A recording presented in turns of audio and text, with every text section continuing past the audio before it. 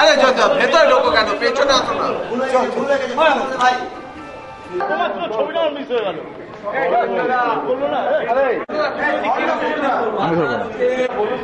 আগামী 13ই ফেব্রুয়ারি একটা লোকসভা এবং একটা বিধানসভার উপনির্বাচন আছে।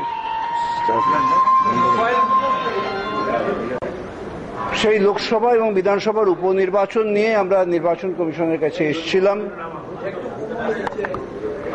প্রথমত, প্রত্যেকটি বুথে যাতে কেন্দ্রীয় বাহিনী থাকে, 200 মিটার পেরিফেরির মধ্যে কোনোভাবে রাজ্য সরকারের কোনো পুলিশ যাতে পোস্টিং না হয়, এবং আমাদের এই বিগত দুটি যে উপনির্বাচন হয়ে গেল সম্প্রতি, সেই উপনির্বাচনের অভিজ্ঞতা থেকে দেখেছি যে 48 ঘন্টা আগে যে কুম্বিং অপারেশন করা উচিত ছিল, বসিরহাটের ক্ষেত্রে সেই কুম্বিং অপারেশন না হওয়ার কারণেতে আগামী 13ই ফেব্রুয়ারি একটা লোকসভা এবং একটা বিধানসভার উপনির্বাচন আছে।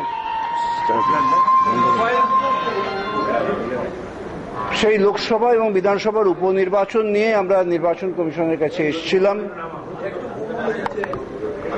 প্রথমত, প্রত্যেকটি বুথে যাতে কেন্দ্রীয় বাহিনী থাকে, 200 মিটার পেরিফেরির মধ্যে কোনোভাবে রাজ্য সরকারের কোনো পুলিশ যাতে পোস্টিং না হয়, এবং আমাদের এই বিগত দুটি যে উপনির্বাচন হয়ে গেল সম্প্রতি, সেই উপনির্বাচনের অভিজ্ঞতা থেকে দেখেছি যে 48 ঘন্টা আগে যে কুম্বিং অপারেশন করা উচিত ছিল, বসিরহাটের ক্ষেত্রে সেই কুম্বিং অপারেশন না হওয়ার কারণেতে বসিরহাট উপনির্বাচনে বহু বাইরের মানুষ সেখানে থেকে গিয়েছিলেন। কলকাতা মহানগরে আমি বুঝতে পারি অনেক রকম অসুবিধা থাকতে পারে, কুম্বিং যথাযথভাবে না করা যেতে পারে, কিন্তু কলকাতা কর্পোরেশনে, কলকাতা মহানগরেতে যে উপনির্বাচনটি হলো চৌরঙ্গি, সেই চৌরঙ্গি উপনির্বাচনের ক্ষেত্রে দেখলাম উপনির্বাচনের দিন অন্তত 5টি জায়গায় বোমাবাজির তাণ্ডব চলল। এক শ্রেণীর বহিরাগত, অত্যন্ত পরিচিত বহিরাগত, তাদেরকে আপনাদের মিডিয়ার মাধ্যমে আমরা দেখতে পেলাম, তারা মানে অকাতরে বোমাবাজি করে যাচ্ছেন, মানুষজনকে থ্রেট করছেন, এবং তার ফলেতে বেশ কিছু জায়গায় যখন বুথওয়ারি আমরা হিসেব নিলাম, দেখলাম বহু জায়গায় বহু মহিলারা যারা সচরাচর দুপুরের দিকে ভোট দিয়ে থাকেন, দুপুরের পর সেই সব মহিলারা ভোট দিতে আসেননি, অর্থাৎ তাদের ভোট দানে বঞ্চিত করা হয়েছিল চৌরঙ্গি উপনির্বাচন কেন্দ্রে। এই সমস্ত তথ্যগুলো আমরা তাদের কাছে রেখেছি, এবং রাখার পরেতে তারাও আমাদের সঙ্গে সহমত হয়েছেন।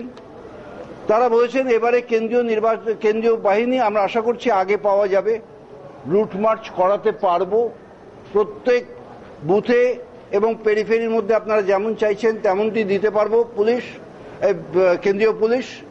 তারা একমত হয়েছেন যে বুথে বুথে ক্যামেরা থাকবে, এবং আমরা যেটাতে আপত্তি করছি যে কোনো অবস্থাতেই রাজ্য সরকারের কোনো পুলিশকে 200 মিটার পেরিফেরির মধ্যে ঢুকতে দেওয়া যাবে না। একটা লিঙ্গুইস্টিক প্রবলেম ওরা তুলেছেন, কিন্তু সেটা আমরা ওভারকাম করেছি, বলছি লিঙ্গুইস্টিক প্রবলেম বড় কথা নয়, আই কার্ড দেখবে, ঢোকাবে, কোনোভাবেই রাজ্য সরকারের কোনো পুলিশকে এখানে ঢুকতে দেওয়া যাবে না। এবারেতে আমরা আরেকটি দ্বিতীয় বিষয় নিয়ে এসেছি। একটি পলিটিক্যাল পার্টিকে বহু সংস্থা, ব্যবসায়িক সংস্থা বিভিন্নভাবে টাকা দিয়ে থাকেন, চেকে দিয়ে থাকেন, এবং এটা সরকার স্বীকৃত পদ্ধতি। কত % দিতে পারেন তাদের লাভের সেটাও সরকার কর্তৃক নির্ধারিত আছে। একটি ত্রিনেত্র কনসালটেন্ট প্রাইভেট লিমিটেড এই নামে একটি সংস্থা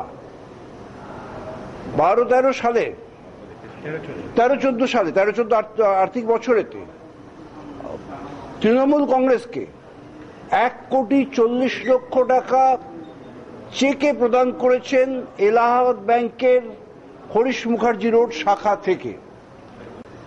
তো কোনো অ্যাকাউন্ট না থাকা সত্ত্বেও সেখান থেকে 1,40,00,000 টাকা কি করে গেল, এবং সেটাকে সার্টিফাই করছেন তৃণমূল কংগ্রেসের সর্বভারতীয় মহাসচিব। তিনি সার্টিফাই করে তিনি সেটা নির্বাচন কমিশনে জমা দিয়েছেন, অ্যাজ এমপি তিনি সই করে তিনি সেটাকে অডিট রিপোর্টে জমা দিয়েছেন। সুতরাং এটা কি করে সম্ভব সেটা আমরা জানতে চেয়েছি। আমরা এই ত্রিনেত্রর ব্যালেন্স শিট পরীক্ষা করে দেখেছি। ত্রিনেত্রর ব্যালেন্স শিটে দেখা যাচ্ছে গত 3 বছরেতে তাদের মোট লোকসানের পরিমাণ 35,000 টাকা। 3 বছর ধরে লোকসানের পরিমাণ 35,000 টাকা। তাদের টোটাল টার্নওভার 13-14 সালে টার্নওভার মোট টার্নওভার হচ্ছে 33,000 টাকা মাত্র। সে 33,000 টাকা যাদের টার্নওভার, তারা সেখান থেকে 1,40,00,000 টাকা দান করছেন। এটা কি করে বিশ্বাসযোগ্য হতে পারে?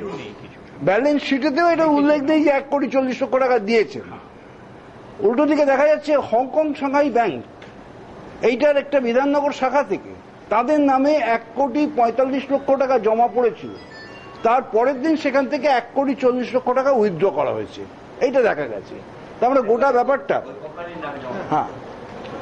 আমরা এই গোটা ব্যাপারটা নির্বাচন কমিশনের কাছে জানতে চেয়েছি। ব্যালেন্স শিটেতেও এটা উল্লেখ নেই যে 1,40,00,000 টাকা দিয়েছেন।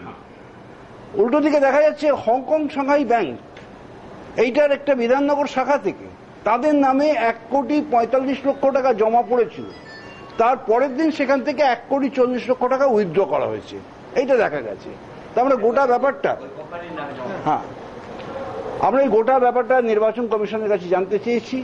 এটা নির্বাচনী ধারা লঙ্ঘন, এবং নির্বাচনী ধারায় যদি কেউ মিথ্যা বলেন তাদের বিরুদ্ধে শাস্তি গ্রহণের অধিকার নির্বাচন কমিশনের আছে। আমরা সমস্ত কাগজপত্র নির্বাচন কমিশনকে দিয়ে এসেছি।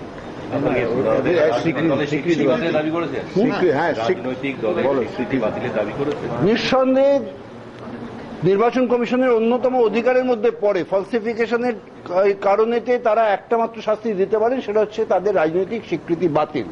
নিঃসন্দেহে আমরা সেই দাবি করেছি। Thank you.